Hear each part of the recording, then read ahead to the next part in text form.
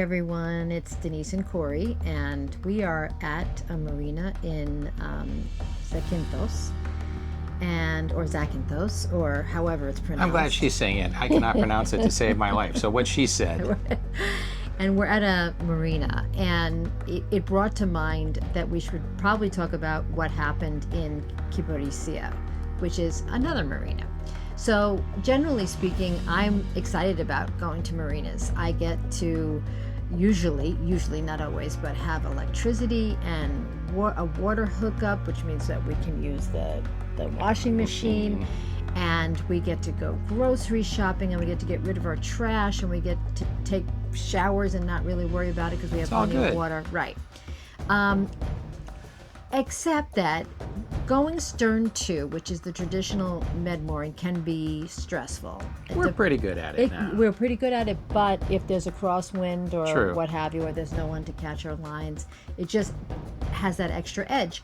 So Corey told me that we were going to be side to, so we were going to be at a marina, but either the port side or the starboard side of our boat would be adjacent to the town wall itself. And I thought, wow, this is going to be pretty cool. It sounded just really convenient and really easy.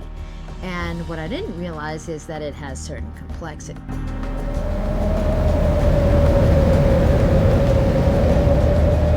So I thought I would interview Corey because the burden fell largely on him to deal with a lot of the problems that we had due to the surge that we were experiencing, and he's got a lot of experience with that, so I thought it would be helpful to our listeners to kind of hear a little bit about the experience. So would you start anywhere you want? If you want to start with med mooring versus side two, or just to give some context and then tell them what we experienced or what they could experience. Absolutely. So for those of you who are not in the Mediterranean, med mooring is where you drop your anchor and back up to the dock and tie just your stern to the dock or the town wall or what have you. That way they can get 2 or 3 boats in the same space that it would take to put a boat alongside. So generally speaking, almost everywhere in the Mediterranean you med moor rather than side tie, which we're more accustomed to back in the States. At the particular marina that we were at, or town wall, they actually directed us to go side to, and everyone else was already side to, so we couldn't be the odd man out. So we went side to as well. And so we just put all the fenders from the boat on one side because it is a concrete wall. It's not like the wood docks at home and the like, but it's just a concrete wall with metal rings to tie onto. So we did that. And the challenge became is that day went on, or the night went on, the wind increased and increased. And the town wall and the basin or marina area, harbor if you will, had quite a bit of surge coming in from the surf outside. Outside it was probably 6 foot, 8 foot waves and surf, and some of those were creeping around and getting into the harbor, causing a surge, causing the boat to pitch fore and aft.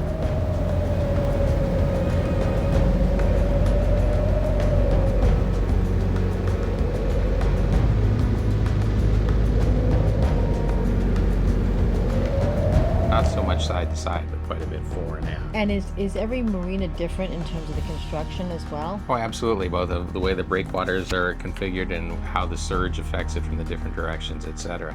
Unfortunately, I guess we had the, quote, perfect storm for the surge that was making it in there, so it was really quite heavy and increased as the night went on. So how we combat that is that myself and all the other vessel owners were out there, and between putting all the fenders in there was running multiple spring lines to prevent the boats from going fore and aft, and then more lines, abreast lines, bow, stern, and to the side to keep it from going in and out too much. And in this particular case, I mean, the term spring lines obviously has a certain connotation, but in this particular case, you were really using springs, right? Yes, so we have on board a set of heavy-duty snubbers or springs, actually look like a coil spring on your car in reverse, and we attach the lines to that, and they compress, and it keeps the jerkiness or the surge from pulling your cleats out of your deck or making it a much rougher ride. So the challenge... Maybe this is a good time for me to insert in the video the actual video you took of the springs themselves. That sounds like a deal. All right, how about that? That was springs. So the other challenge is you have to get the tension on all the lines, not equal, but to kind of work with each other. So as the boat surges, not one line takes all the stress, but all of the lines kind of take an equal amount of stress as you surge forwards and backwards, etc. In fact, the boat behind us, as I was working on my spring lines, I heard a bang, and I looked to see that he actually had one of his bow lines break from the surge. It was so strong, and his boat was swinging then wildly. So I went over and hailed him. He goes, "I know, I heard it, I'm on my way up." And he threw another line over to me, and we got him adjusted. He then broke out his heavy-duty springs that usually used just for winter moorings for strong winter storms. But say half the boats, we had those springs out to protect our boats from the surge. Destroyed our fender covers. Fortunately, Denise wanted new fender covers anyway, or new Yeah, fenders. that worked out really well for me. So it did destroy half of our fender covers, so that was kind of a There were bummer. only like one or two that were ripped up, and then after this, they were pretty much all, well, half of them gone. Yes, so I planned it that way. So side 2 in the Mediterranean, great if there's absolutely no wind, but if there's any wind or surge, not a good thing. Also, something you sometimes have a challenge is depending on the town, they might have a problem with vermin, bugs, or rats. Putting yourself side 2 or cats yeah, increases the likelihood of all of those unwanted guests will join your boat, whereas stern 2, they have 2 lines that can run across to get into your boat, which is less likely than it is to have your boat completely alongside. So, and how about noise? the noise was horrific, in that the fenders were getting squished between us and the dock, and we're 30,000 pounds plus, because we're 30,000 pounds empty, and you get that squishing against the concrete dock, it makes all kinds of. Oh, that was pretty good. That was excellent. Yes. Been practicing on that. Just horrific noise, so it makes it very difficult to sleep, not to mention the jerky motion, and you're lying there going, "Gee, I sure hope those fenders don't pop," because then you're on the wall on concrete, and that's not a good thing. Can you tell them a little bit about the kind of the balancing act that you were trying to do? Well, when you say balancing act, that was just getting the tension correct on all the That's different what I lines. mean by I that, yeah. had mentioned that, so that but just with a little more detail. The boat surged. Well, I was continuously until I got it figured out and got it right for the different surges in different directions. I was either slightly slacking lines or slightly tightening them, or putting the different rings on the dock in different locations just to get it balanced, that the surge would hit and all the lines would kind of take the stress all at the same time, and the springs we had. And you were out there like actually watching what was I was happening out there. And then adjusting accordingly, right? Better part of an hour getting it right, so because I wanted to be able to sleep that night and also to protect the boat. So now what happened in the middle of the night? Because you got up in the middle of the night. well, the wind just continued to increase, and so I decided to go out and check all the lines and make sure that nothing from our lines had parted or chafed through. I had cut rubber hoses and put chafe gear and tape around some of them where they were rubbing against the concrete wall to keep them from chafing through and parting, and we had no problems. It was just a matter of that whenever there's heavy weather and we're at anchor or at the pier or bed moored, I don't sleep well. I'm up and continuously checking to make sure everything's okay. Yeah. Well, I mean, the guy in back of us, it was a good example of what happens when there is no chafing gear, right? It's a reality that the lines could actually just completely chafe through, separate. and then the tension of a 30,000 pound boat, surging 2 feet backwards is a tremendous amount of stress, and indeed it did break his lines. So the other thing that I think is worth talking about is all the planning that went into leaving that particular position to get out, right? Because we had a boat directly in front of us on our bow, directly at our stern, and a lot of wind and swell.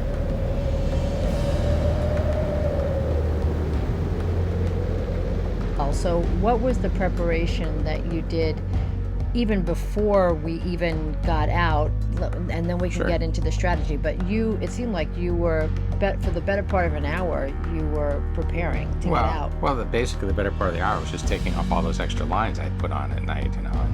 The coil springs, or the spring lines, are actually chained to the pier. You don't tie them on, so I have big U shackles and lengths of chain about 3 feet long that attach it to the rings on the pier. So it takes a while to get that all done, and then there was a tremendous amount of line and everything to coil, so we were down to our final lines, and then we were able to cast off. So it was just a matter of tidying everything up and putting everything away. That took some time. But what was the order of things so that the bow would be well, that's when we're at the actually right leaving. All right, so fortunately at that point the wind was right on the bow, so we were able to cast off the bow. We still had the stern spring on, so then the bow, here we're going to go with the visual, the wind caught the bow and would swing it out without us having to go forward, because what happens then is the stern kicks in, and the stern would kick in and go right into the concrete pier. So we just waited, got the bow going out a little bit, let the wind catch it out, swing it, and then we were able to motor straight out without having to turn the rudders to accelerate out, which would then cause the stern to swing in. We were prepared for that as well, though. I put the extra large fenders on the right stern quarter, so if we did have to, the fenders would hit the pier and not the boat. It never ceases to amaze me just how much the wind plays a part in what we do, either because it's hurting us in some way, or because we have to use it to our advantage. And this was a really good example of that. Yeah, and to this, it was our advantage is it swung the bow out, and we were able to go out the day before, or was it that day actually, coming in the day before, the wind was lighter and we went side to, and basically we just got the boat parallel to the pier. There was a boat in front of us and behind us, but we just let the wind then blow us sideways, setting us down on the pier, so you can always use the wind to your advantage. Yeah, I wasn't understanding. I was thinking to myself, we are way too far away. Like, what is he? I just assumed that he was going to use heavy-duty thrusters, stern and bow thrusters, and he was really using the wind. I was like, wait for it. Had to do just a burst or two of the thrusters just to keep us even, so we went in exactly sideways, but the wind was right on the beam, so it was actually very convenient, very easy getting in sideways. But it's really great the way obviously you're always conscious of the wind direction, but you can also kind of calculate just how strong the wind is and how significantly it's going to set you down, that sort of thing. You always have to consider Sometimes that. I see that we're at what I would consider to be the wrong angle, and I just have to trust and close my eyes proverbially anyway. That would be Ben Mooring, because she's at the front of the boat paying out the chain as we're backing up into a tight spot, and I'm right in the back steering, so I can see I'm 2 feet away from the boat next to us, and I know what the wind is doing, the angles.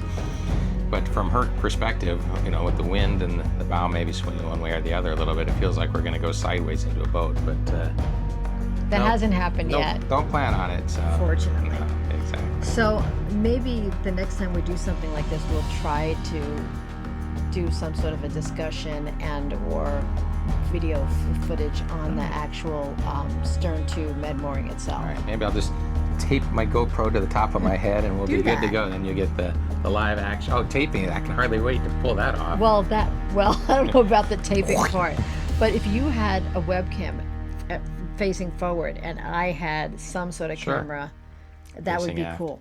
All right, I'll make sure we get that going. I'll get my video editing skills absolutely honed in. All right, well, listen, thanks for joining us. I hope this has been helpful in some way, and we'll look forward to seeing you soon. See you next time.